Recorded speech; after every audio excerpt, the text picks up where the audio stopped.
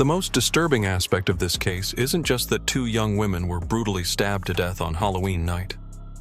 It's that their killer was someone they trusted, a friend who had been welcomed into their home countless times before he decided to destroy their lives in a 4-minute frenzy of violence that would haunt their surviving roommate forever. What makes this case even more chilling is that the murders remained unsolved for nearly a year, while the killer continued to live among the victims' friends and family, attending their funerals and comforting their loved ones. Viewer discretion is advised. If you're intrigued by true crime cases that reveal the darkest aspects of human nature, please take a moment to like this video and subscribe to our channel with notifications turned on for more chilling stories like this one. On Halloween night 2004, in the picturesque wine country of Napa Valley, California, what should have been a night of celebration became the scene of one of the most brutal double murders in the region's history. The victims were Leslie Ann Mazzara and Adriane Insogna, both 26 years old, who shared a house with their friend Lauren Mianza in a quiet residential neighborhood that had never experienced such violence. Leslie Ann Mazzara was a vibrant beauty consultant known for her outgoing personality and infectious laugh. She had recently moved to Napa Valley to start a new chapter in her life and was excited about her future. Adriane Insogna was a civil engineer described by friends as intelligent, kind, and deeply caring.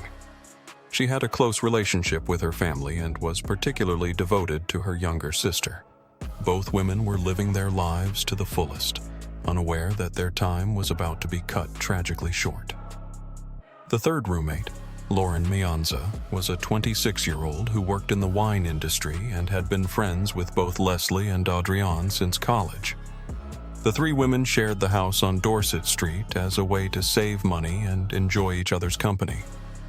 Their home was in a safe neighborhood where violent crime was virtually unheard of, and the women felt secure in their environment. On the evening of October 31st, 2004, the three roommates had different Halloween plans. Leslie and Adriane decided to stay home and hand out candy to trick-or-treaters, while Lauren went out to celebrate with friends. This decision would save Lauren's life and leave her with survivor's guilt that would haunt her for years. The two women who stayed home were looking forward to a quiet evening, perhaps watching movies after the trick-or-treaters stopped coming. The attack began sometime after 11 p.m., when the neighborhood had settled into quiet. The killer entered through an unlocked door, armed with a knife and filled with rage that would explode into uncontrollable violence. What happened next was a nightmare of brutality that lasted approximately 4 minutes, but would echo through the lives of everyone connected to the victims for years to come. Leslie Ann Mazzara was the first to encounter the intruder. She was in the living room when the killer entered and likely had only moments to realize the danger before the attack began. The killer stabbed Leslie multiple times with savage intensity, inflicting fatal wounds that indicated extreme rage. The violence was so sudden and overwhelming that Leslie had no opportunity to defend herself or escape. The sounds of the attack alerted Adriane, who was in another part of the house. Instead of fleeing, Adriane courageously tried to help her friend, a decision that cost her own life. When she encountered the killer, she fought back with everything she had, but was no match for an armed attacker in the grip of homicidal fury. The killer stabbed Adriane repeatedly, inflicting wounds even more severe than those suffered by Leslie. Lauren Mianza returned home around 1 a.m., expecting to find her roommates asleep. Instead, she walked into a nightmare that would change her life forever. The front door was unlocked, which was unusual, and as she entered the house, she immediately sensed something was wrong. The silence was too complete, and there was an atmosphere of menace that filled her with dread. As Lauren moved through the house, she discovered the bodies of her two best friends. The scene was so horrific that she initially couldn't process what she was seeing. Both Leslie and Adriane had been stabbed multiple times and were lying in pools of blood. The violence was so extreme that it was clear both women were dead, and Lauren realized she was potentially in grave danger if the killer was still in the house. Lauren's survival instincts kicked in, and she immediately called 911 while hiding, terrified that the killer might still be nearby. Her call was filled with panic and horror as she tried to explain what she had found while fearing for her own life. When police arrived, they were confronted with one of the most brutal crime scenes they had ever encountered. The level of violence was shocking even to experienced investigators, and it was clear this was not a random crime, but a targeted attack carried out by someone with deep-seated rage. The fact that Lauren had been spared suggested the killer either knew she wouldn't be home or had specifically targeted Leslie and Adriani. One of the most puzzling aspects was the apparent lack of motive. Leslie and Adriane were well-liked young women with no known enemies and no involvement in dangerous activities. They lived quiet, responsible lives, making it difficult for investigators to understand why someone would want to kill them with such extreme brutality. The investigation expanded to include everyone who knew the victims. One name began to surface repeatedly: Eric Koppel, a 26-year-old man who worked in the wine industry and was part of the social circle that included all three women.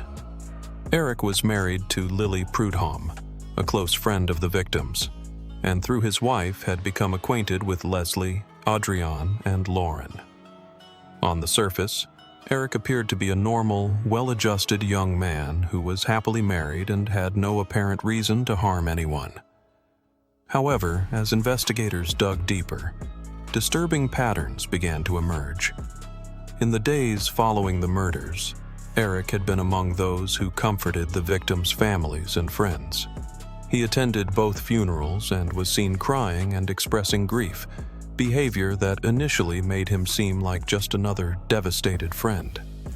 The breakthrough came nearly a year after the murders, when DNA evidence collected at the crime scene was finally matched to Eric Koppel.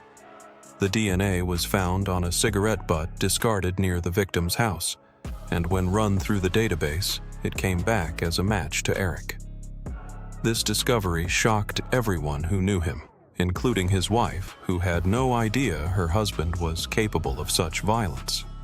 When confronted with the DNA evidence, Eric initially denied involvement.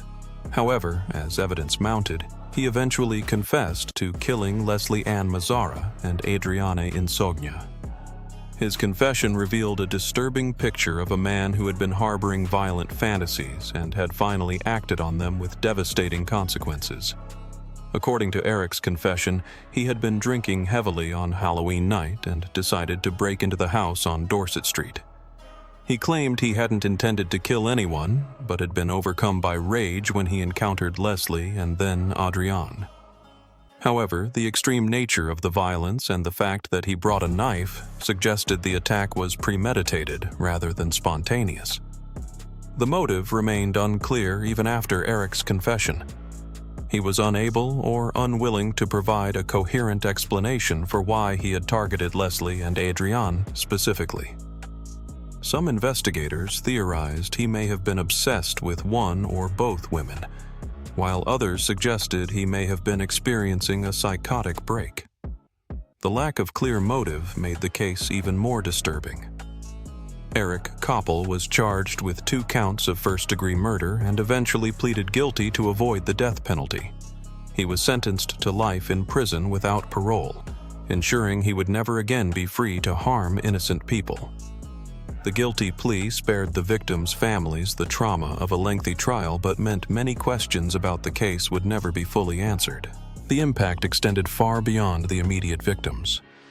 Lauren Mianza was left to deal with severe trauma and survivor's guilt that affected every aspect of her life. She struggled with the knowledge that she had been spared while her 2 best friends were brutally killed, and had difficulty trusting people and feeling safe. The case also shattered the Napa Valley community's sense of security. The murders left many residents feeling vulnerable and afraid, particularly because the killer was someone known to the victims who had been part of their social circle.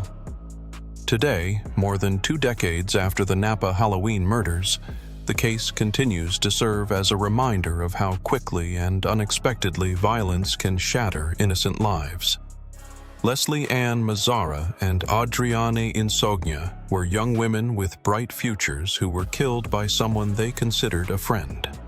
Their deaths represent not just personal tragedy, but also a loss to the community and society. The case highlights the importance of DNA evidence in solving crimes and bringing killers to justice. Without the DNA match that linked Eric Koppel to the crime scene, it's possible the murders would have remained unsolved indefinitely. The advancement of forensic science has made it possible to solve cases that would have been impossible to crack in earlier eras. The story of the Napa Halloween murders reminds us that evil can hide behind the most ordinary faces, and the people we trust most may be capable of unimaginable darkness that can destroy lives in just minutes of uncontrolled rage. If you found this tragic true crime case as compelling and disturbing as we did, please take a moment to like this video and subscribe to our channel with notifications turned on.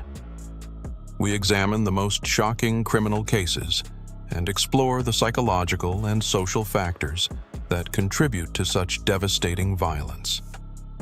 Your support helps us continue investigating these difficult but important stories. Until next time, remember that evil can hide behind the most ordinary faces, and the people we trust most may be capable of unimaginable darkness that can destroy lives in just a few minutes of uncontrolled rage.